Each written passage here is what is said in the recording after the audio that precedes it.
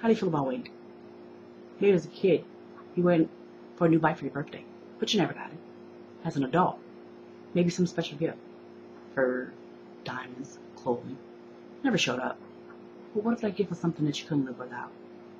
Well, my nephew was born with glaucoma, and at the age of 3, he had to have his first corneal transplant in order to be able to see. My father, only at the age of 40, did it and he needed a new heart to live.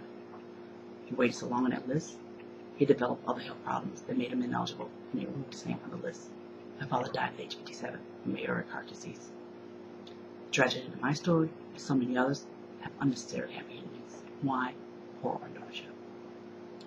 Think about it. What if someone you knew and loved names like this? How would you feel? What would you do? I'd like to talk to you today about a couple things. First, the importance of being an organ donor. Second, how you can become an organ donor. And finally, the benefits of being an organ donor.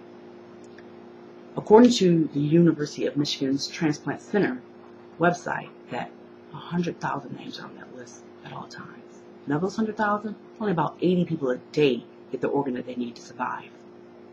That means thousands of others go without getting a call to say, we found you a second chance at life. Every 17 minutes, a new name is added to that list. That means while you're listening to this message, that potentially one new name could get added to that list.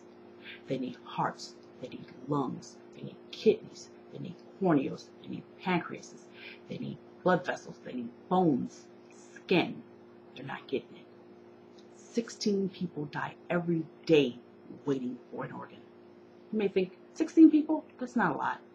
But if you average a person's lifetime, that's about 2 million people dying, waiting. And only 2,500 new people actually sign up every year to become an organ donor. Why? They have beliefs or myths of becoming an organ donor. A couple of myths that people have is, or excuse I say that people use is, it's against my religion. Well, if you think that, check with a clergyman first within your religion. Or you can go to organdonor.gov and find out by your denomination if your religion permits you to be an organ donor or not. Second myth people have is, doesn't matter if I become an organ donor or not. Someone rich and famous will just come along and buy the rare on the list. That's not true. The National Organ Transplant Network actually regulates the list to make sure that people that are named on the list actually get the help that they need. Now, you know how important it is to become an organ donor. You maybe even thought about it, but you don't know how to become one. Well, I can tell you how. It's really quite easy. First of all, talk to your family.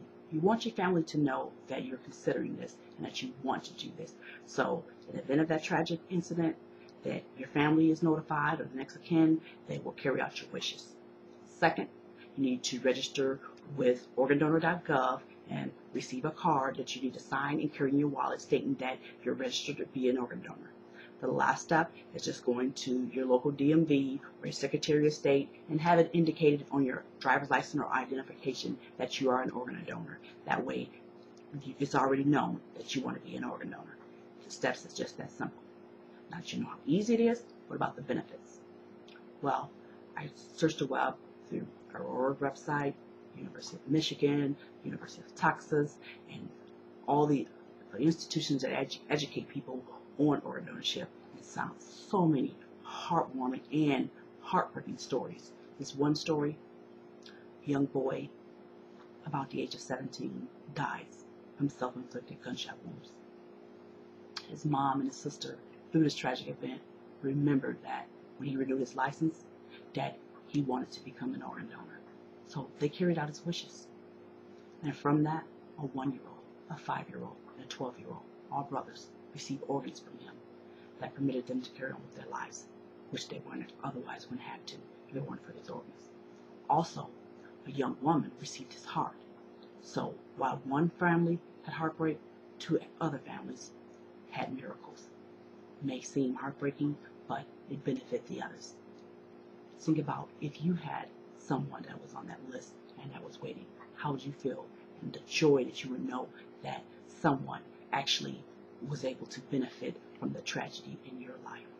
Now that we talked about the importance of being an organ donor, how you can become one, and the benefits of one, you need to immediately go and become an organ donor. It only takes few minutes of your time to become one.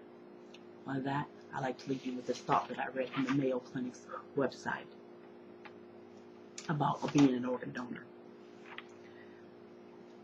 Think about those thousands of patients whose hope lies in the thoughts of the generosity of others who they will never meet.